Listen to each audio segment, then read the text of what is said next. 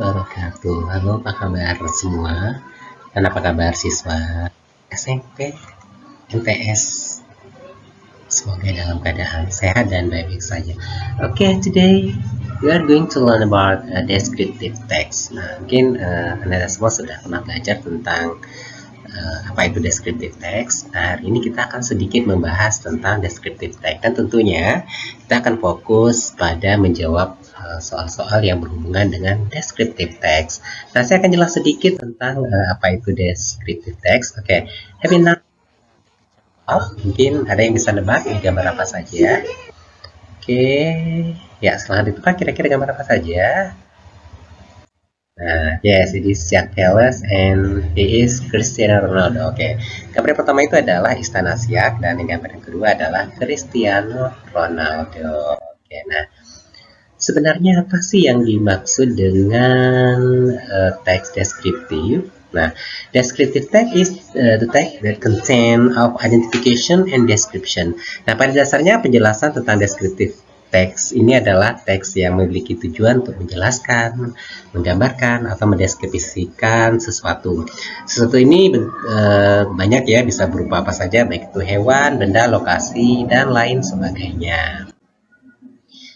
Oke, selanjutnya, nah tujuannya apa ya? What is the purpose of descriptive text? Nah, sebetulnya apa tujuan dari descriptive text? Nah, tujuan dari descriptive text adalah to describe particular place, thing, or person. Jadi menjelaskan sesuatu lebih rinci, lebih spesifik, ya, baik itu tempat, hewan, benda, maupun orang. Baik. Nah, kemudian descriptive text ini terdiri dari dua ya. Ini apa yang kita maksud dengan generic structure-nya. Yang pertama identification, and then yang kedua adalah description. Nah, identification is identify the phenomenon to be described. Jadi mengidentifikasikan fenomena apa saja yang bisa kita ceritakan gitu. Kemudian description ini biasanya terdiri dari parts, quality, and the characteristic of person, place, or thing to be described. Nah, sedangkan description ini kita menjelaskan tentang bagian-bagian, quality, dan ataupun karakteristik dari orang, tempat, ataupun benda ya yang akan kita deskripsikan. Oke, baik, selanjutnya saya akan menjelaskan sedikit ya tentang bagaimana cara menjawab soal-soal yang berhubungan dengan descriptive text. Ini dia ya, yang paling penting itu adalah parts, qualities, and characteristic. Oke, baik. Nah, apa yang menjadi ciri-ciri dari descriptive text? Biasanya fokus on specific participant. Jadi fokus pada sesuatu ya yang spesifik gitu. Kemudian use identify process, kadang-kadang juga banyak menggunakan kata sifat, dan yang paling penting itu adalah menggunakan kalimat dalam bentuk simple present tense. Oke, baik anak-anak semua dan rekan-rekan semua, kita akan coba, ini kenapa nggak jalan ya? Oke, nah ini dia ya, paling penting itu menggunakan simple present tense. Oke, nah ini merupakan contoh ya, my lovely home ini merupakan contoh dari particular place ya. My lovely home, my house is only 5 minutes walk from my school. It is not very big, but very cozy and quiet. Nah, ini merupakan contoh dari teks deskriptif yang menyatakan benda, tempat ya. Oke, kemudian kita berikutnya adalah yang menyatakan orang. Oke, misalnya my favorite teacher, there are about 58 teacher in my school. Most of them are kind and helpful, but my favorite one is Mr. Harry, my English teacher. Nah, ini merupakan contoh deskripsi yang menyatakan orang. Kemudian describe a particular thing, misalnya hewan. My cat, I have a pet, his name is Katie. It was sleep on my bedroom with me and after scratch my bed cover. Nah, ini merupakan contoh teks deskriptif yang menyatakan tentang particular thing atau hewan ya. Nah, kita perhatikan bahwa semuanya menggunakan kalimat dalam bentuk present. It eats animal food and doesn't like fish. Katie is my beautiful pet. Nah, ini semuanya menggunakan kalimat dalam bentuk present tense. Nah, ini menjadi ya ciri-ciri khas dari kalimat present tense. Oke. Baik, selanjutnya Nah, ini selanjutnya kita akan lanjutkan ya dengan pertanyaan-pertanyaan bagaimana cara menjawab soal-soal berbentuk descriptive text. Nah, berikut ini ada soal yang bercerita tentang Borobudur Temple atau Candi Borobudur. Yang kita semua ketahui bahwa Candi Borobudur ini terletak di Central Java, Indonesia. Nah, bagaimana ya trik kita untuk menjawab soal descriptive text? Seperti biasa, kita baca dulu nih. Kita baca dulu teksnya, baca dulu soalnya. What is Borobudur considered significant cultural sites? Nah, mengapa ini dianggap menjadi significant culture, ya, budaya dari mengapa Borobudur ini selalu dianggap menjadi significant culture site.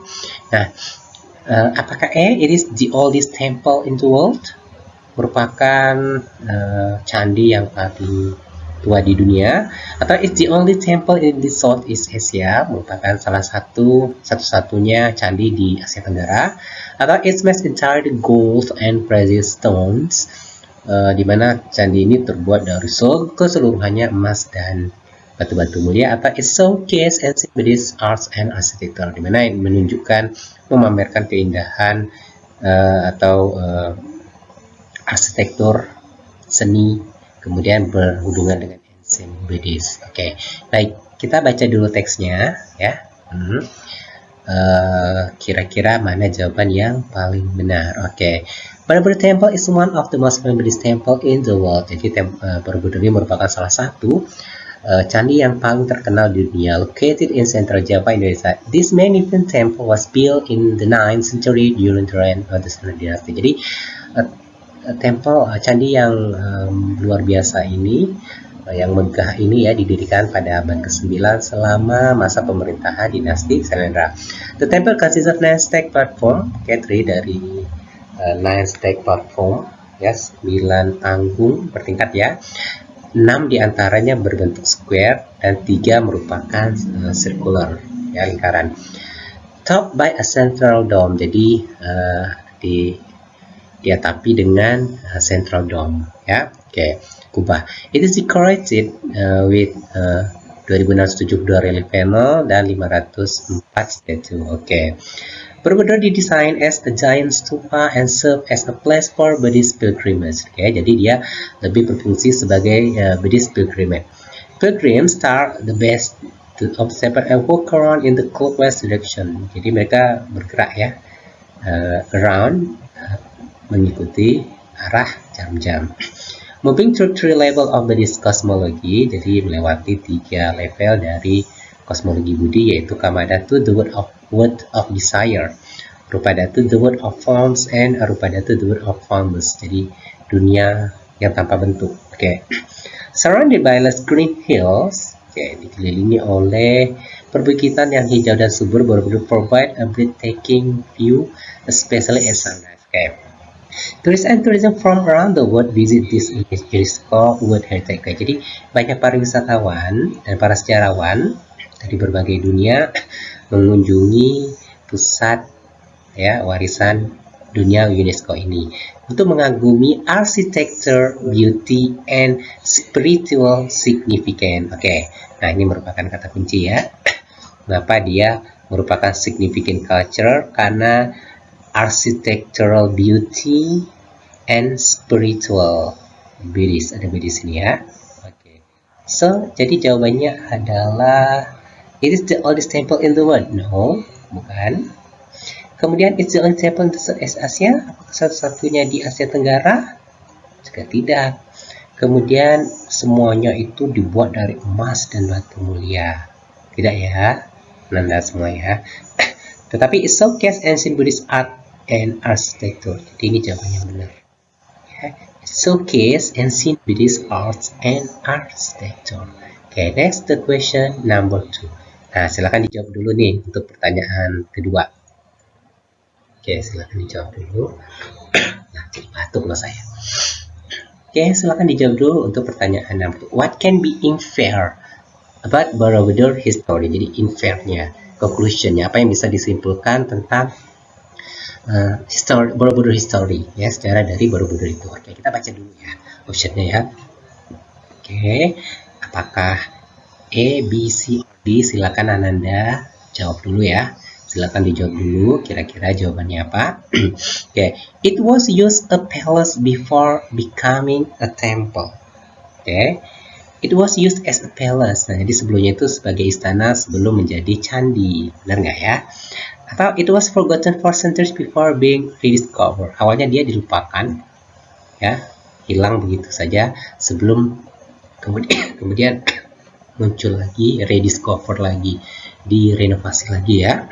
Atau maaf lagi batuk. It was destroyed by natural disaster and never restored. Dihancurkan oleh disaster ya, dan tidak pernah dipugar kembali. Atau it has remained in perfect condition since its construction. Jadi masih dalam perfect condition since its construction. Oke. Apa yang bisa kita simpulkan tentang Borobudur history? Apakah dia merupakan palace before becoming a temple? Oke. Apakah dia merupakan palace, istana? Kalau kita lihat di sini, Borobudur is and serve as a place for Buddhist pilgrims.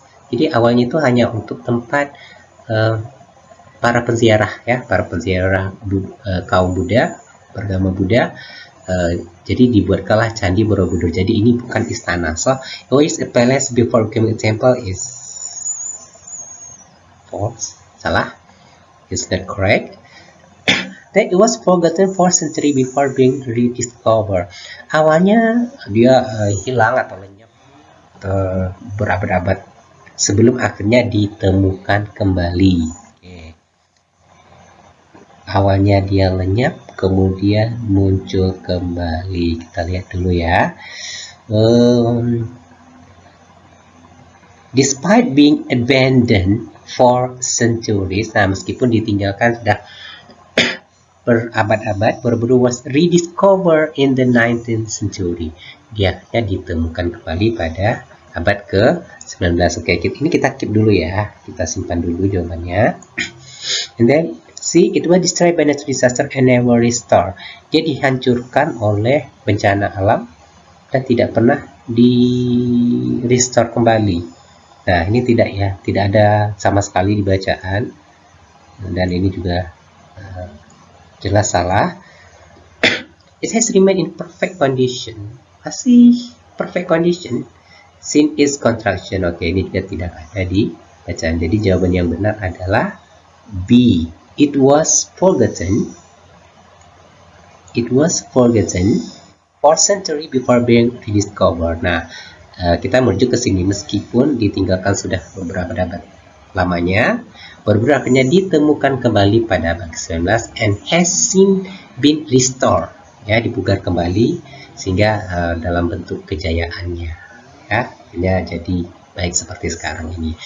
Oke, Anda semua, rekan semua, bagaimana dengan pertanyaan number 2? Pusingkah? Ya, kita lanjut ke pertanyaan yang ketiga dengan bacaan yang sama. Oke. Maaf ya, agak sedikit batuk saya. Nah, what is the main purpose of Borobudur Temple? Sebetulnya itu apa sih tujuan dari Candi Borobudur ini? Apakah a place for Buddhist pilgrimage and worship, a military fortress during ancient wars, atau a royal palace for the Senior King, or a modern Muslim fortress? Oke, ini mudah ya. Ya, coba dijawab kira-kira jawabannya apa ya? A, B, C, or D.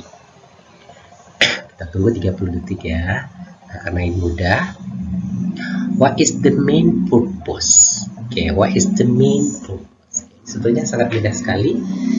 Oke, baik, sudah 30 detik belum? Oke.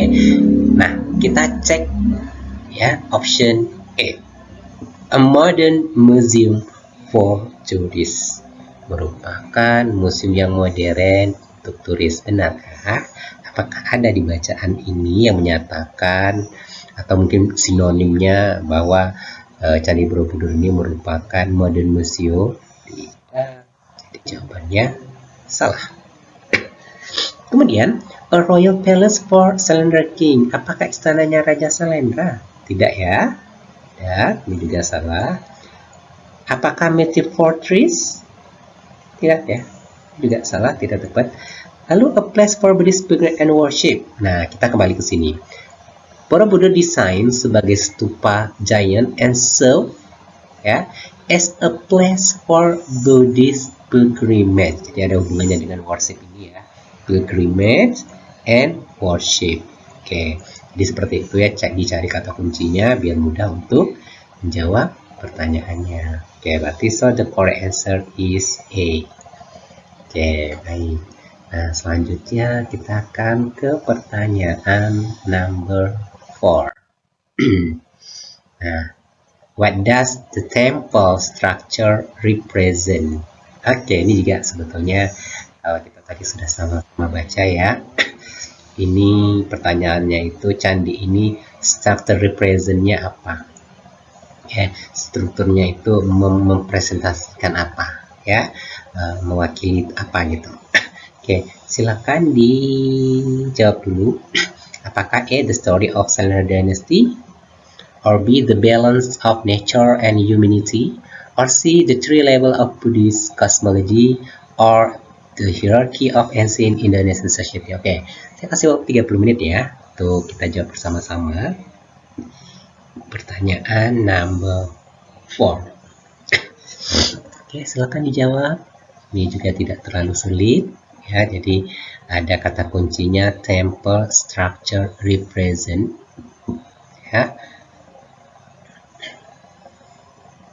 Ini merupakan bagian dari apa ya. Oke, baik, kita coba jawab bersama. The story of the Sailendra Dynasty. Apakah struktur dari candi ini merepresentasikan sejarah dari dinasti Sailendra? Tidak ya, tidak. Oke, ini belum. Kemudian the balance of nature and humanity. Apakah keseimbangan antara nature and humanity? Kalau kita lihat di bacaan tidak ada ya. Tidak. Atau the three level of Buddhist cosmology. Nah, apakah struktur atau bentuk dari candi ini mempresentasikan 3 level dari kosmologi Buddha? Kalau kita lihat di sini ya,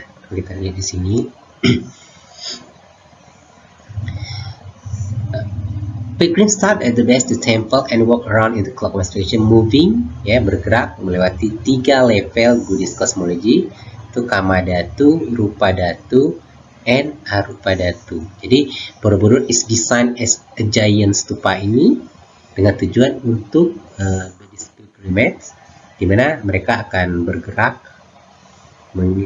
mengikuti arah jarum jam, ya, mengikuti 3 tingkat Buddhist kosmologi, yaitu Kamadhatu, Rupadhatu, dan Arupadhatu. Ini kita keep dulu ya teman-teman ya. Kemudian the hierarchy of ancient Indonesian society merupakan hierarki dari ancient Indonesian society. Jelas ini salah ya, tidak relevan ya. Jadi jawaban yang benar adalah C. Oke, ada tidak yang benar untuk soal number 4? Oke. Nah, jangan menyerah, kita lanjut lagi ke pertanyaan number 5 dengan teks yang sama.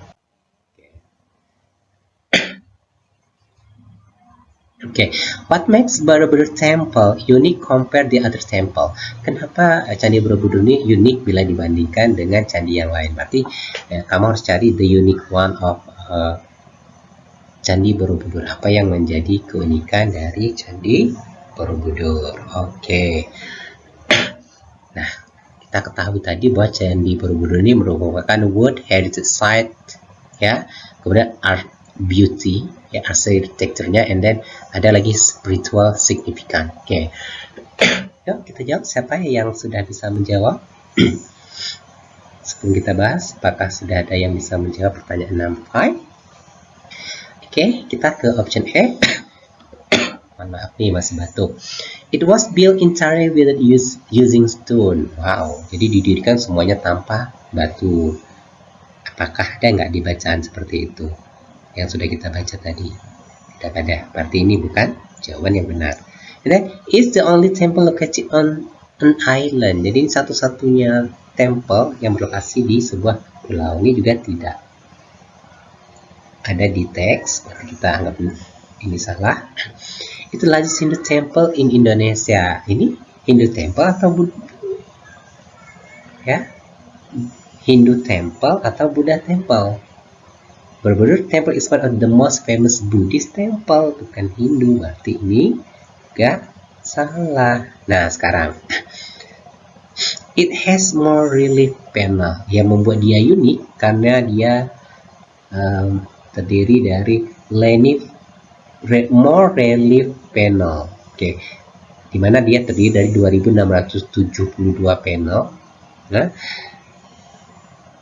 then any other Buddhist temple bila dibandingkan dengan temple ya, candi yang lain. Jadi keunikannya adalah karena dia ya didekorasi ya dengan 2672 relief panels. Jadi jawaban yang benar adalah D untuk number 5. Oke, baik anak-anak semua, rekan-rekan semua, sahabat semua, kita lanjut lagi ya dengan tentunya dengan teks yang berbeda.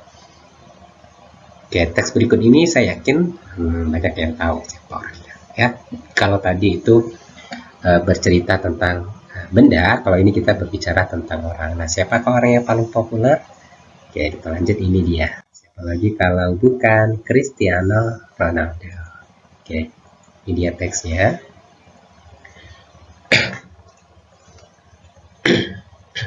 Oke, untuk pertanyaan number 6 ya.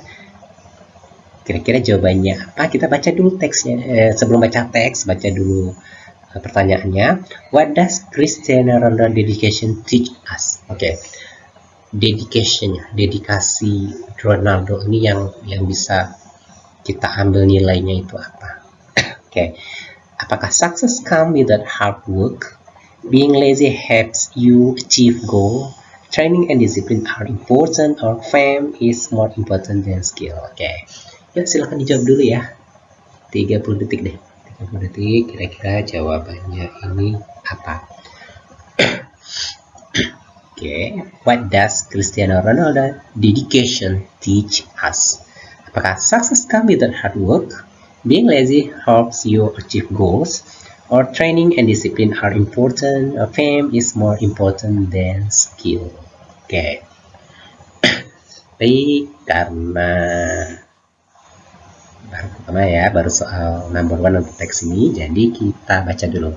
Cristiano Ronaldo is one of the greatest football player in the world, merupakan salah seorang pemain sepak bola paling terkenal di dunia. Ada yang tahu kapan dia dilahirkan? Di bulan Februari, 5 Februari tahun 1985 di Portugal. Is known for his incredible speed, dribbling skill and powerful shot. Jadi dia sangat terkenal dengan incredible speed, dribbling skill and powerful shot. Standingnya 187 meter, tinggi juga ya. Ronaldo is also famous for his jumping ability, which help him score goal with header. Oke, apakah di sini sudah ada tanda-tandanya sesuatu yang bernilai yang bisa kita ambil dari Ronaldo? Oke, kita baca lagi berikutnya. Ronaldo has played for several top clubs, including Manchester United, Real Madrid, and Juventus. Has won many awards, banyak ya. Menang awardnya ada Ballon d'Or, which is given to the best football player in the world. Nah, jadi ternyata Cristiano Ronaldo ini pernah menjadi pemain terbaik dunia. His dedication to training and discipline makes him a role model for young athlete. Oke, sekarang nih, dedikasinya berupa latihan, kedisiplinan membuat Cristiano Ronaldo menjadi model bagi atlet-atlet muda. Oke, nih. Kemudian, fame is more important than skill. Baik. Sukses. Jadi apa yang dedikasinya ini? Ya. Kemudian kita lanjut dulu deh. Selain itu, being an excellent footballer, Ronaldo is also involved in charity work. Selain menjadi seorang pesepak bola nih luar biasa ya, dia juga in charity work, ya, pekerjaan amal. He donates money to hospital. Oke. Mendonasikan uangnya untuk rumah sakit, and support children in need, dan mendukung anak-anak yang membutuhkan. His hard work, talent, and kindness make him one of the most admired athlete in the world. Jadi karena kerja keras, bakat, dan kebaikan hatinya membuat Cristiano Ronaldo menjadi salah seorang pemain yang sangat atlet, yang sangat dikagumi di dunia. Oke. Baik. Apa yang bisa dari dedikasinya itu? Nilai apa yang bisa kita ambil? Oke. Success come without hard works. Kesuksesan hadir tanpa kerja keras. Ini jelas salah ya. Being lazy help you achieve goals. Jadi orang malas membantu kamu untuk meraih tujuan. Ini juga salah ya. Training and discipline are important. Nah, training and discipline ini tadi, training and discipline are important. Ini kita keep dulu ya, sangat penting bagi seorang Cristiano Ronaldo. Atau fame is more important than skill. Fame lebih penting dari skill. Ini tidak ya, jelas tidak. Oke, berarti nilai-nilai positif apa yang bisa kita pelajari dari seorang Cristiano Ronaldo? Training and discipline itu merupakan hal yang paling penting yang ada dalam diri Cristiano Ronaldo. Oke, so the correct answer is C. Ya, ada yang benarkah untuk soal number 6? Pasti banyak yang benar ya. Baik, kita ke soal number 7.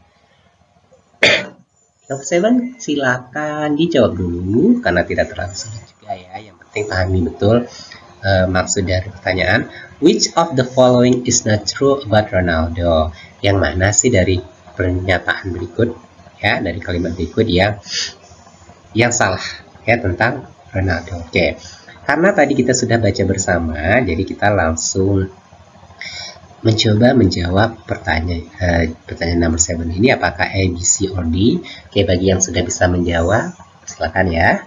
Kira-kira jawabannya apa? Oke, kita bahas bersama. He donates the charity. Dia ini sudah mendonasi untuk amal. Oke, ini bisa kita. He donates to charity. Oke, bisa kita terima ya. Nah, apakah ini betul? He donates to charity? Betul, berarti ini betul ya. He was born in Portugal. Benar nggak sih kalau Cristiano Ronaldo dilahirkan di Portugal? Betul. Oke, berarti kalian ini juga betul. He has won the Ballon d'Or award. Ini dia memenangi Ballon d'Or. Jadi ini juga betul. He has never played for Manchester United. Apakah dia tidak pernah bermain untuk Manchester United? Pernah. Ya, ini nih yang salah. Nah, jadi jawaban untuk number 7 is D. He has never played for Manchester United. Oke. Baik, Anda semua, rekan-rekan hebat semua, kita lanjut ke soal number 8 ya, soal number 8. Nah, kira-kira siapa yang bisa menjawab tuh soal number 8? What can be inferred about Ronaldo's impact on young athletes? Jadi apa sih pengaruh dari Ronaldo impact ini, Ronaldo impact untuk para atlet muda? Nah, ini kita diminta untuk menyimpulkan. Oke. He teach them only how to score goals. Tadi kan udah baca nih. Nah, kita baca. Apakah he teach them only how to score goals? Dia mengajarkan mereka only how to score goals. No, kan? Ini bukan menjadi impacts-nya. Atau he wants them again playing for multiple clubs. Dia mengingatkan mereka against playing for the multiple clubs, banyak klub, tidak. Or he advised them to focus only on winning trophies. Atau dia menasihatkan kita agar fokus hanya untuk memenangkan trofi saja. Ini apakah betul atau enggak? Kita bilang dulu ya. Atau he encouraged them to be disciplined and hardworking. Atau dia beri kita semangat agar supaya lebih disiplin dan bekerja dengan lebih keras. Mana ya jawaban yang bisa kita simpulkan tentang the Ronaldo impact on young athletes? A, B, C, or D? Ya, jawabannya adalah D. Oke, D adalah jawaban yang paling tepat. Next, kita lanjut ke pertanyaan nomor 8. Masih dengan teksnya sama. Ini number 9 ya. Oke, number 9. What makes Cristiano Ronaldo different from football player? Apa yang membuat dia lebih berbeda dari pemain sepak bola yang lain? Oke. His refusal to play for top club, karena dia menolak untuk bermain dengan klub-klub top. Tidak, dia bermain di Manchester United, Real Madrid, and Juventus. Jadi option E salah ya. Oke. His ability to play as a goalkeeper. Jadi kemampuannya itu adalah sebagai goalkeeper. Apa benar dia sebagai goalkeeper? Bukan ya. Dia bukan sebagai goalkeeper ya. Tidak ada juga di teks, berarti ini salah. His action skill and dedication. Skillnya yang luar biasa dan dedikasinya. Ini kita simpan dulu ya. Ini yang membuat dia berbeda. Dia punya skill, apa saja skill yang dimiliki oleh Ronaldo. Tadi kita baca dia memiliki incredible speed. Jadi kelajuannya itu incredible. Kemudian dribbling skill and powerful shot. Ini yang menjadi keistimewaan dari Cristiano Ronaldo. Atau yang D, the lack of interest in winning award. Dia kurang tertarik untuk memenang beberapa award. Juga salah. Oke. So, jadi jawaban yang betul. Nah, benar sekali kalian udah benar jawabnya ya. Jawabannya adalah C. His action skill and dedication. Inilah membuat dia menjadi berbeda dari atlet-atlet sepak bola yang lain. Next, soal number 10. Oke, kita ke soal number 10. Silahkan dijawab dulu 30 detik. What does Ronaldo's involvement in charity work suggest about him? Oke, what does Ronaldo involvement in charity work suggest about him? Jadi keterlibatannya dalam pekerjaan amal ini suggest about him. Oke, apakah he only care about his career? Involvement in charity work nih ya, jadi kata kunci ya. Tadi kita ketahui bahwa Ronaldo is also involved in charity work. He donates money to hospital and support children in need. Oke, ini kata kuncinya. He only care about his career. Dia hanya peduli dengan karirnya saja. Tidak, tapi dia juga bekerja in charity work. Ya, he want to help those in need. Nah, dia membutuhkan orang yang dia ingin bantu yang membutuhkan. Kayak ini kita simpan dulu. Yang C, is not interested in social issue. Dia tidak tertarik dengan isu-isu sosial. Jelas salah, bertentangan ya dengan beliau. Dan he focus only on personal achievement. Dia hanya fokus ke pencapaian pribadinya saja. Juga salah. Jadi yang paling betul adalah dia selalu ingin membantu orang-orang yang membutuhkan. Jadi yang jawaban yang benar adalah B. He want to help those in need. Oke, baik. Nah, gimana? Kita lanjut ya, kita lanjut dengan satu atau dua soal lagi. Oke, ini dengan teks yang berbeda. Oke, ini teks tapi bercerita tentang The Grand Canyon. Oke, ini pendek saja saya buat ya. The Grand Canyon is one of the most famous natural wonder in the world. Ini salah satu yang keajaiban dunia yang sangat famous. Ya, terletak di negara bagian Arizona, Amerika, yang membentang sekitar 207 mil and reach depth of over a mile. Okay. The canyon was formed by the Colorado River over millions of years, carving its way through layer of rock. Okay. The breathtaking view, jadi the breathtaking view-nya ini unique rock formation and diverse wildlife. Okay. Diverse wildlife make it popular tourist destination. Inilah yang membuat dia menjadi popular tourist destination. Visitor can explore the area by hiking, ada hikingnya, ada raftingnya, ya, or even taking a helicopter tour. Wow, seru ya, ada helicopter tour juga. The Grand Canyon is also home to various Native American tribe. Oke, rumah bagi American tribe ya, Native American tribe who have lived there for centuries, adding to its cultural significance. Oke, ini udah soal number 11, udah ya. What is the purpose of the text? Nah, kalau kita bercerita tentang teks deskriptif, ya, kata kuncinya adalah, ingat, to describe. To describe ini merupakan kata kunci dari teks deskriptif. Kalau to entertain ini biasanya selalu ada di mana? Ya, benar, di teks naratif, to entertain the reader.